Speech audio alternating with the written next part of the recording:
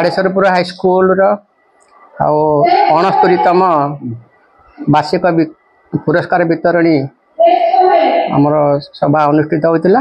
एमर मान्यवर जो एमएलए महांगा श्रीयुक्त शारदा प्रसाद प्रधान महोदय आसते एवं जिला शिक्षाधिकारी कटक डॉक्टर संतोष राउत आसते एवं आमर सिनेस्टार अरिंदम राय सी उपस्थित होते।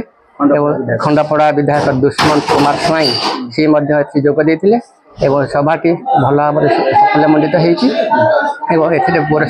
पूर्ति छात्र छात्री मानक पुरस्कार वितरण कर